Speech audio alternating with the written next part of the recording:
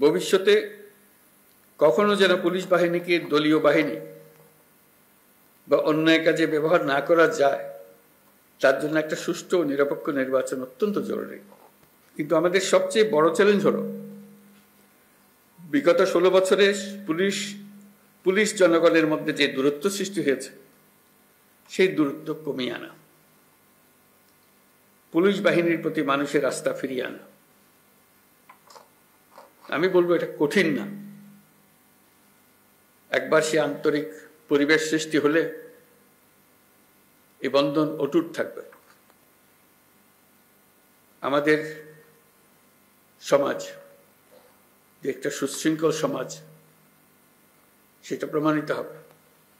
আমাদের সবাই মিলে একটা সর্বাত্মক প্রচেষ্টা হবে যেন মানুষ এবং পুলিশের মধ্যে দূরত্ব আমরা গুছিয়ে ফেলতে পারি। মানুষ পুলিশকে দেখলেই তাকে বন্ধু হিসেবে বরণ করে নিতে এগিয়ে আসে। তার প্রতি কোনো বিরূপ মনোভাব যেন মানুষের মনে না থাকে। মাঠ পর্যায় থেকে শুরু করে সকল স্তরে আইন শৃঙ্খলা বাহিনীকে জনগণের বিশ্বাস অর্জনের জন্য কাজ করতে হবে। এই কাজটা আপনাদেরকেই করতে হবে। আর সরকারের দিক থেকে যা যা প্রয়োজন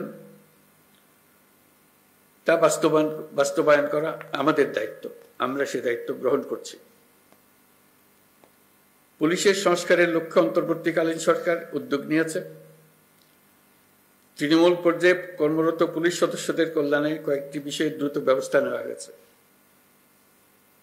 আজকের এই মিটিংয়ের পরে আপনাদের সঙ্গে, সবার সঙ্গে, সারা দেশের সবার সঙ্গে সাক্ষাৎ হওয়ার কারণে, আপনাদের কথা শোনার কারণে আমরা আবার দ্রুত একবার বসবো সবাই মিলে, যাতে করে যে সমস্ত সমস্যা আছে সেগুলা দ্রুত সমাধান বাস্তবায়ন করা যায়।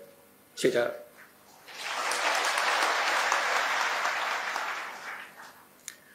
আপনারা জানেন, ইতিমধ্যে জাতির উদ্দেশ্যে দিয়ে একাধিক ভাষণে আমি বলেছি, চলতি বছরের ডিসেম্বর থেকে আগামী বছরের জুনের মধ্যে দেশে ত্রয়োদশ সংসদ নির্বাচন অনুষ্ঠিত হবে। সেই নির্বাচন যেন সুষ্ঠু ও শান্তিপূর্ণ উপায়ে অনুষ্ঠিত হয়, সেজন্য পুলিশ সদস্যদের ভূমিকা খুবই গুরুত্বপূর্ণ।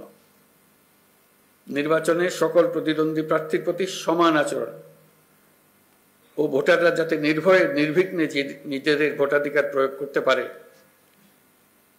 সেই পরিবেশ নিশ্চিত করা আপনাদের এবং আমাদের সর্বোচ্চ দায়িত্ব। মনে রাখবেন, কোনো ব্যক্তি যদি অন্যায় বা অনিয়মের মাধ্যমে নির্বাচিত হয়, সে ব্যক্তির দ্বারা ন্যায় প্রতিষ্ঠা সম্ভব নয়। সুতরাং নিশ্চিত করুন যাতে কারো দ্বারা ব্যবহৃত না হন। সত্য ন্যায় প্রতিষ্ঠার ব্রত হিসেবে নির্বাচনে নিজেদেরকে নিয়োজিত করবেন। পুলিশ বাহিনীর সদস্য হিসেবে তারও চাইতে বড় বিষয় এদেশের একজন নাগরিক হিসেবে। ভবিষ্যতে কখনো যেন পুলিশ বাহিনীকে দলীয় বাহিনী বা অন্যায় কাজে ব্যবহার না করা যায়, তার জন্য একটা সুষ্ঠু ও নিরপেক্ষ নির্বাচন অত্যন্ত জরুরি। নির্বাচনের আগের সময়টা অনেক কঠিন সময়। আপনাদের সজাগ দৃষ্টি রাখতে হবে পরাজিত শক্তি যেন কোনোভাবেই দেশকে অস্থিতিশীল না করতে পারে।